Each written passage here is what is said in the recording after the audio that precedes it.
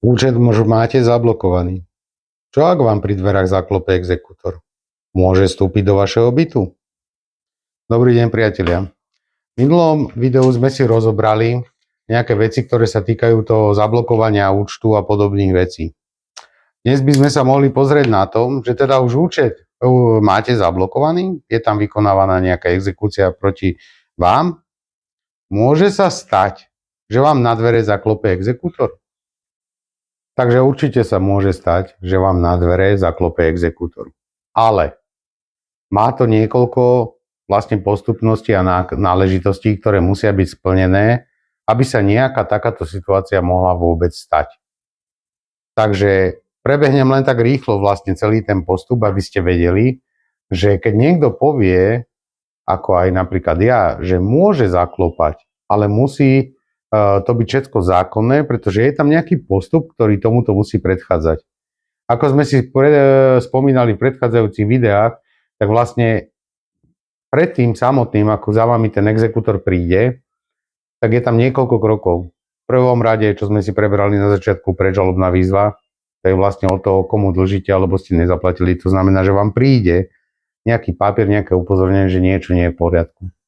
Následne, keď sa to buď nepreberie, alebo sa proste niečo stane, úplne jedno, že čo, není to dôležité vo vzťahu k tomuto, podáva oprávnený, to znamená ten, komu vy niečo dlžíte, na súd vlastne žiadosť o vydanie platobného rozkazu. Ten schvaľuje súd. Na základe toho, že súd tento platobný rozkaz splní, teda vydá, tak vlastne je tam potom vydaný exekučný titul, ďalší proces, potom si vlastne ten oprávnený žiada o vykonanie toho exekučného titulu.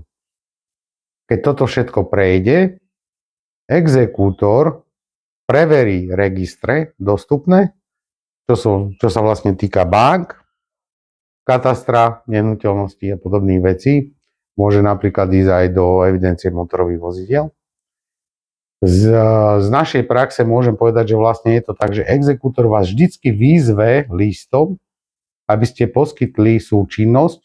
Súčinnosť je spoluprácu po slovensky, na vlastne súpis majetku. Hej, väčšinou to býva tak, že vám pošle také tlačivo, kde sa vlastne vyplní, či máte nejaké, nejaké vklady, depozity, proste niekde peniaze, majetok, hnutelný, nehnuteľný, hej, to znamená nejaké záhrady, domy, byty, to je jedno čo. Keď on vlastne začne vykonávať tú exekúciu, tak na to umorenie tej exekúcie, umorenie je vlastne, že vyrovnanie, alebo teda sprocesovanie, to vybavenie celé, hej, tak vlastne on robí niekoľko krokov po sebe. V prvom rade ide do bank, to je najjednoduchšie, dneska prakticky vám nikto nedá výplatu v hotovosti, čiže banky sú tie prvé, čo sa oslovujú. Následne môže ísť o kataster, môže si tam dať blombu. Hej.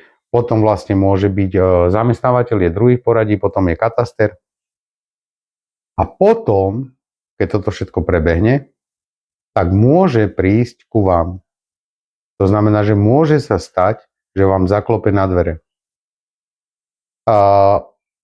Aj to, akým spôsobom zaklope, a treba teda, že už či ide ku vám alebo nejde ku vám, aj to je prísne vlastne spísané, akým spôsobom sa má postupovať, čo sa má robiť, ako sa má robiť. Nepočúvajte nejaké také tie hoaxy z rôznych vecí, že príde exekútor a zoberie vám s prepáčením aj trenky, nič také sa nikdy nestalo. A de facto sa to ani stať nemôže. A to hlavne z toho dôvodu, že aj exekútor musí pri výkone svojej funkcie a pri výkone exekúcie dodržiavať striktne zákon. Nemôže zobrať všetko, čo vidí. Vo väčšine prípadov, s ktorými sme sa my stretli, sa vlastne výkon exekúcie, keď už teda vstúpil do toho bytu, jedná o súpis toho majetku. To znamená, že sa označujú veci, ktoré sú vaše, ktoré nie sú vaše, po prípade sa tam dajú nejaké nálepky a podobné veci. Môže vstúpiť aj do iných priestorov, ako je byt, napríklad garáž, záhrada alebo podobne, kde je podozrenie, alebo teda vedomosť, že by ten povinný, to znamená, ten, kto má platiť, na koho je vydaný ten exekučný titul, mohol mať nejaký majetok. Nie je to isto tak, že si môže exekútor robiť, čo chce. Vždy musí byť proste viazaný tým zákonom, hej. Hovorím, skoro vždycky je to tak, že proste ten exekútor príde a hlavne spíše tie veci, oznámi vám, akým spôsobom sa bude ďalej postupovať, spíše o tom nejaký zápis alebo niečo podobné. Čiže vždycky ste už o takých veciach potom informovaní, keď už to príde až sem. A je dôležité vedieť, že agresívne chovanie, nevpustenie ho donútra, alebo proste nejaké výhražky, alebo niečo takéto ničomu a nikomu nepomôže, pretože exekútor pri výkone svojej činnosti je prakticky zmocnenec štátu, to znamená, že je verejný činiteľ, sa tomu hovorí, a môže si privolať políciu ako asistenta pri výkone svojej funkcie a podobne. A platí tam zásada, že vy ako povinný, alebo teda exekuovaný, je potrebné, aby ste poznali svoje práva, ale aj povinnosti. Zásada vždycky je otvoriť dvere, ak sa niečo také stane, vypýtať si doklad, že to naozaj je exekútor, na to máte zo zákona právo. A potom byť súčinný po Slovensku vlastne spolupracujúci v tom, aby sa mohlo vykonať ten úkon. Nikto vám s prepáčením stoličku spod zadku nezoberie, tak toto proste na Slovensku nefunguje a nemôže fungovať.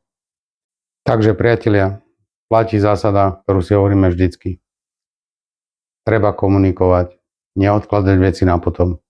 Treba vždycky tú poštu prebrať. Treba sa snažiť nájsť cestu. A v takom prípade sa určite takýmto veciam vyhnete.